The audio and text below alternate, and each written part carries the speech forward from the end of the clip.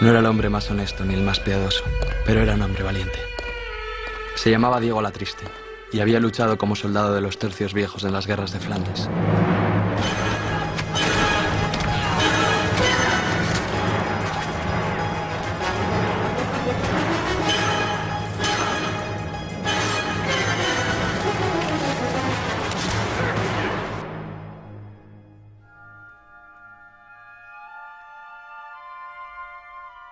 Esta es una historia sobre la historia, y quizá comience en el momento en que un escritor quiso que una época fuera protagonista de una admirable saga de novelas.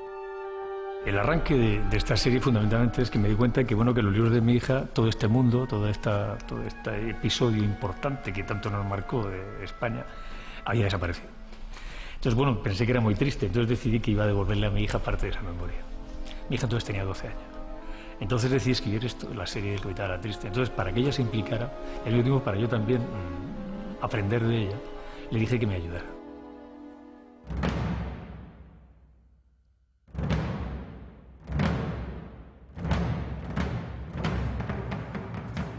Es en 1996 cuando Arturo Pérez Reverte, con la ayuda de su hija, publica El Capitán Alatriste, donde se narran las peripecias de un espadachín a sueldo en el Madrid y la España del siglo XVII. Pese a que estos fueron años convulsos de guerras y crisis, el arte y las letras españolas dieron al mundo un puñado de nombres por cuyas obras se llamó a este tiempo el Siglo de Oro. Más de 300 años antes, en 1656, Pedro Tejera traza un gran plano de Madrid para Felipe IV, el monarca español de la Casa de Austria. El rey quería disponer de una precisa fisonomía de la que ya era capital del reino.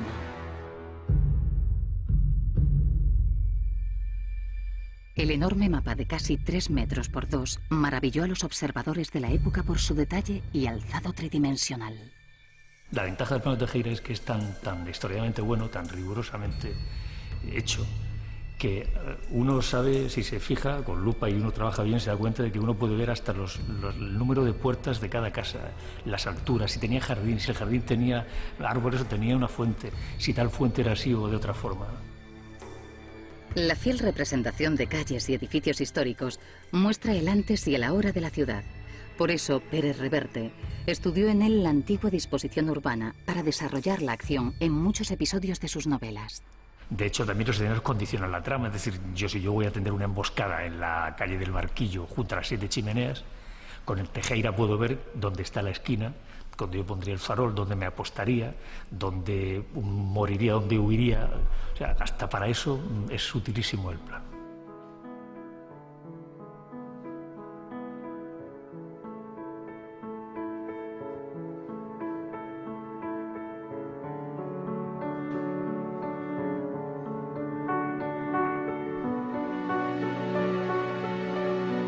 En nuestros días, un escenógrafo meticuloso podría haber trazado a partir del plano de Tejera una maqueta como esta para diseñar los escenarios de una película ambientada en el Madrid del Siglo de Oro.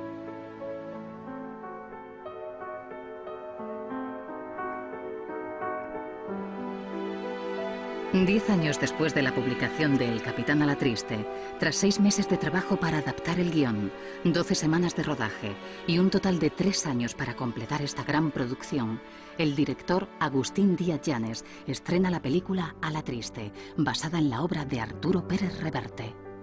Yo hacía mucho tiempo cuando leí las novelas de Alatriste, pero te hablo de cuando salió el primer Alatriste, pensé que había una película ahí, pero nunca pensé que la podría hacer, ni nunca pensé que me iban a llamar para hacerla, ni nada. El desafío era construir el guión de la película a partir de las 5 novelas publicadas sobre las aventuras del Capitán Alatriste, relatando una historia que comprende 25 años de la vida del personaje protagonista.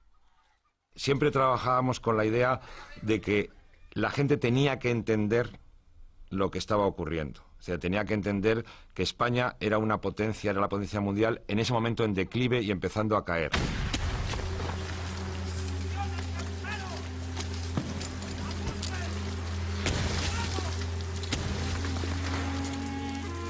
Algunos historiadores han llamado al siglo XVII el siglo de hierro, Las constantes guerras en el continente iban desgastando la hegemonía del Imperio español, a duras penas sostenida por la fortaleza de los aún temidos tercios viejos de infantería.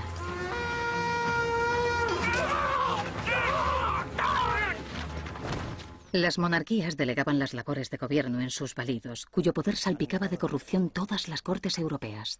Esperan a ser recibidos por su majestad. Las pestes y el empobrecimiento de la población provocaban continuas revueltas. Las calles se llenaban de mendigos y pícaros, que se convirtieron en el arquetipo social de la época. El conde-duque de Olivares, valido de Felipe IV, llevaba las riendas de un país que se arruinaba, sometido a las continuas campañas bélicas. Flandes me quita el sueño. Mientras, la nobleza se enriquecía y el clero alargaba su oscuro dominio a través de la Inquisición.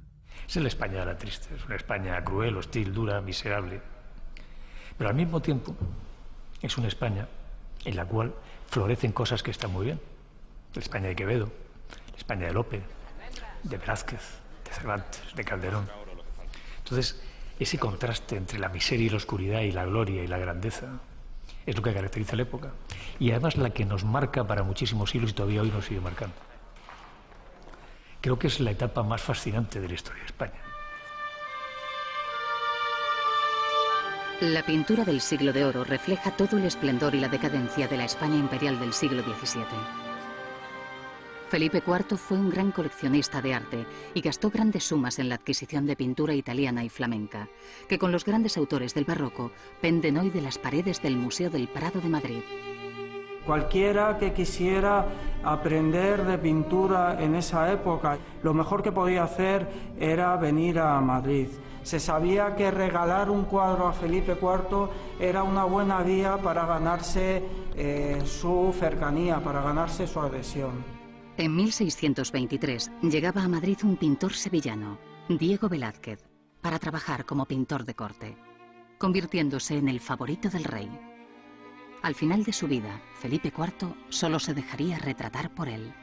No se entiende a Velázquez sin la figura de Felipe IV y, por extensión, sin la realidad de la corte española. Eso hace que Velázquez, en vez de dedicarse, como la mayor parte de los pintores españoles de su época, a la pintura religiosa, se tenga que dedicar fundamentalmente al retrato. El empeño por reflejar la realidad impregnaba por igual a todas las artes. Iluminado por la escenografía de Calderón de la Barca para la representación de El sitio de Breda, Velázquez plasmó de la misma forma el momento de la rendición holandesa en un grandioso cuadro que se expuso en el Salón de Reinos del Palacio del Buen Retiro. Es un cuadro también cuya ejecución se ha hecho pensando en el lugar en el que iba a ser visto y colocado. Un lugar alto que obligaba a una visión desde una cierta distancia. Eso hace, por ejemplo, que se nos aparezca como una especie de teoría de manchas que solo con la distancia van adquiriendo una forma concreta. Solaparos un poquito más. La rendición de Breda no es un cuadro de vencedores y vencidos, sino de perdón y reconciliación. Ahí está, perfecto. La escena remite a la pintura religiosa de la época y es un testimonio fiel de la vida en el siglo XVII, que Díaz Llanes recreó con detalle en la ambientación de su película.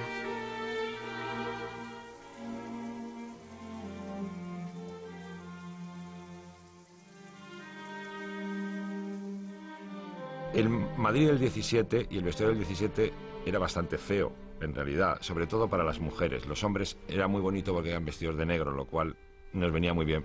Entonces, ¿ahí qué hicimos?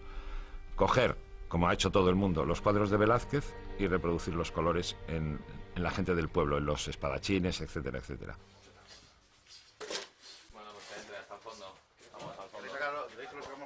La idea era que pensamos en hacer Velázquez por, digamos, como metáfora, es decir, el aguador de Sevilla y las lanzas, ¿no? Que además nos daban los años y nos daba un poco toda la evolución también del personaje de Alatriste. Y ahí tengo que decir que la escena del aguador de Sevilla, cuando Vigo se arrodilla y toca el agua, esa no es mía, no estaba en el guión, eso fue una idea de Vigo que estábamos rodando y me dijo, yo creo que el personaje se queda, claro, porque es una pintura tan naturalista que dice que, ¿qué te parece que le toque con el dedo? Digo, pues me parece muy bien, que eso es muy bonito y lo ha hecho él.